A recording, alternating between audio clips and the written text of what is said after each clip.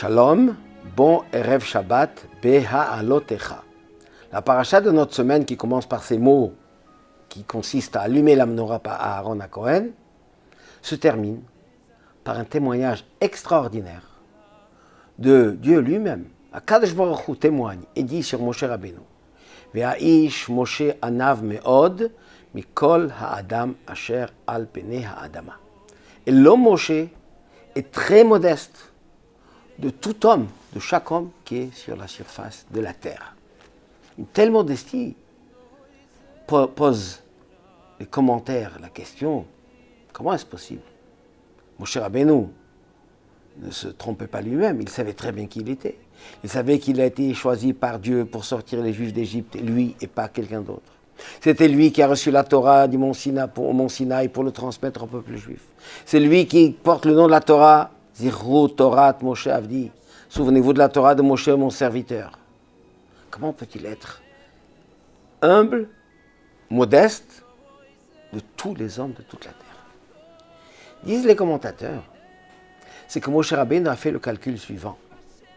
Et il s'est dit, sincèrement, lui, il a toutes ses qualités, parce qu'il a eu des conditions qui l'ont emmené. Des facultés exceptionnelles, une famille, descendant, septième d'Abraham, fils de Lévi, de la tribu de Lévi.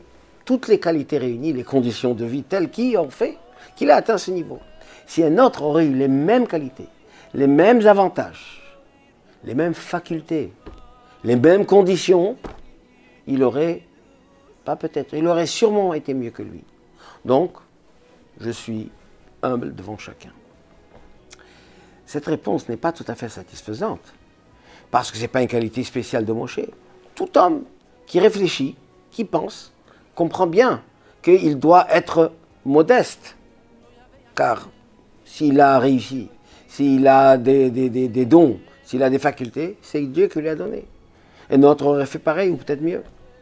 Donc, chacun sait quoi la particularité de Moshe Rabbeinu. C'est quoi ce témoignage exceptionnel de cette humilité de Moshe Rabbeinu. Parce qu'en réalité, nous avons plusieurs niveaux dans l'humilité. Il y a ce qu'on a expliqué tout à l'heure, c'est de la modestie.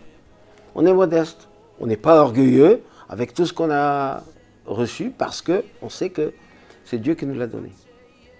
Moshe Rabbeinu avait la qualité supérieure, à part celle-là évidemment, c'est celle de l'humilité divine. Dieu témoigne, Dieu dit sur lui-même.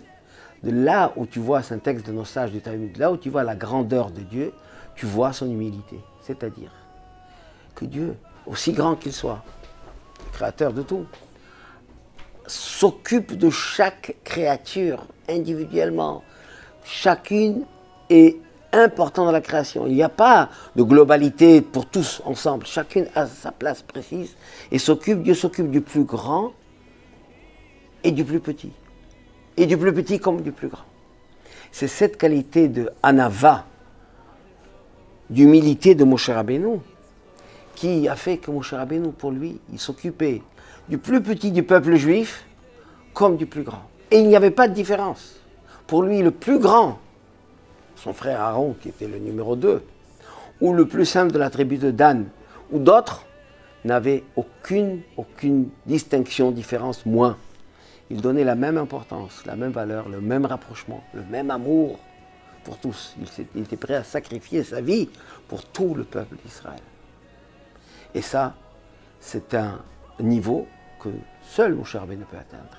C'est ce qu'il a amené en lui, la Sharat Ashrina, la présence divine, parce que c'est le rapprochement, être humble et modeste comme la modestie divine, où il n'y a pas de distinction entre grand et petit.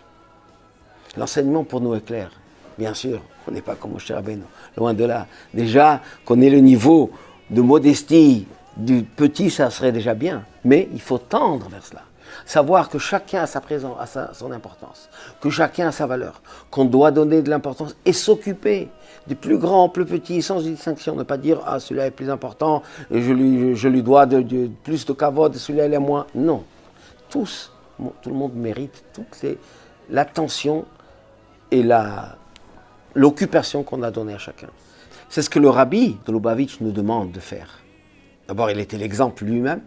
Il recevait des centaines de personnes de toutes couches sociales, de tout rang, de tout niveau, sans exception aucune, sans distinction. C'est ce qu'il nous demande de faire.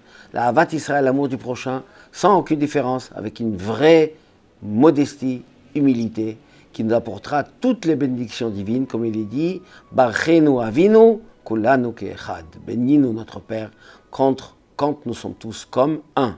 Shabbat Shalom ou Mevorach.